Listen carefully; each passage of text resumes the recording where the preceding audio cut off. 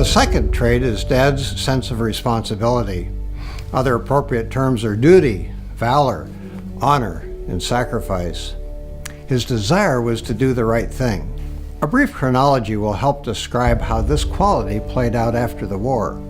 Once back from Europe, Dad plunged into civilian life. His uniform went in storage so quickly, he neglected to remove live wooden matches from his pockets. I found them there only earlier this year. Other adjustments took longer. He told me that for weeks he slept on the floor in his bedroom. His bed was too soft. Soon he began an electrical engineering program at the University of Toronto, which he completed in 3 years.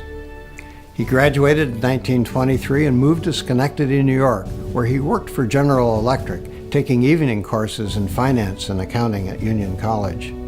His diligence was tested by an early assignment with GE to completely wire an electrical substation. Once finished, he was asked to throw the switch to put the complex unit onto the grid. Wary execs and dignitaries stood far off in a field imagining the worst, but to everyone's relief, the facility sprang to life without a hitch. Dad moved to Detroit in the mid-1920s to work for Silent Automatic, a startup company in oil combustion. He lost most of his meager savings as the company buckled under the ravages of the Great Depression. Without work and insisting on being financially responsible, Dad put marriage to my mother on hold. Eventually, he secured a position at Cleveland Steel Products, a burner manufacturer in Cleveland, and married Mildred Jane Patterson on August 19, 1933, his 36th birthday. My parents moved to Elyria in the mid-1930s, where Dad became the chief heating engineer for American Standard's Fox Furnace division. He resigned a few years later when the company decided to relocate its engineering to New Jersey. His reluctance to move was the final catalyst to begin his own business in September 1937. Reg's young company was buffeted almost immediately by World War II, especially by the inability to procure parts needed to make oil burners. Copper, steel, other materials were needed for the war effort.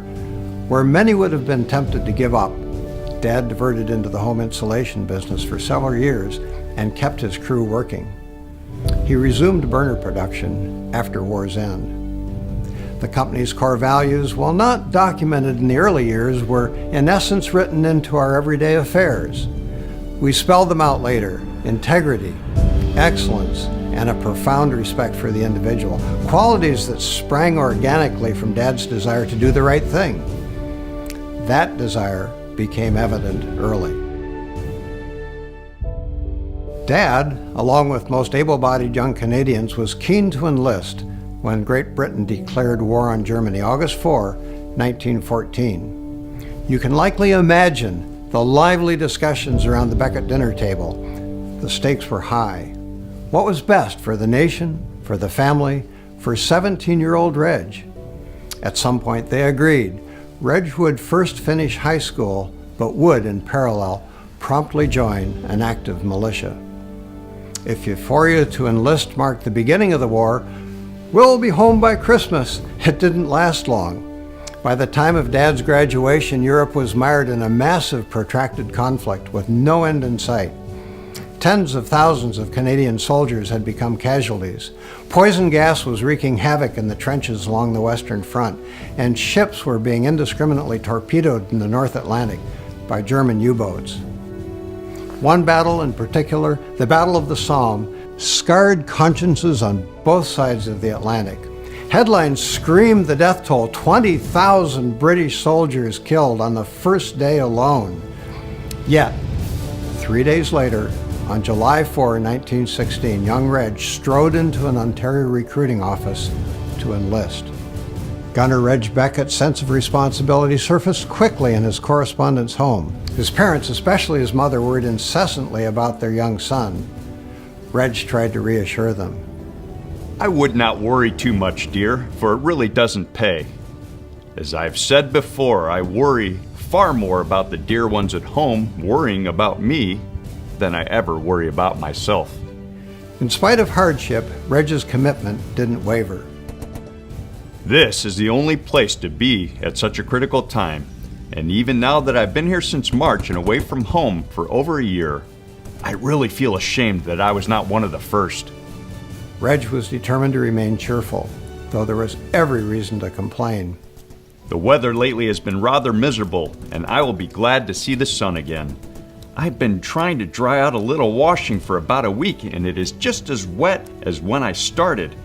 Have got to dry it outside because at present we're living in an old Fritz dugout about 30 or 40 feet under the surface of Mother Earth, and such a place is no place to dry out clothes. I've tried to learn from Dad's war experiences. One lesson is especially compelling. It's to guard against complaining. The mere thought of Dad in a deep, dank bunker, or trudging fully equipped across fields strewn with the mangled bodies of fellow soldiers, or enduring weeks of bitter cold, or suffering from poor medical care, on and on. These are strong reminders to remain grateful for everyday blessings that I can so easily take for granted. Freedom comes at a great cost, one that is disproportionately borne by the man of war. We, the recipients of their valor, must learn from them and shoulder responsibility for our time and our challenges.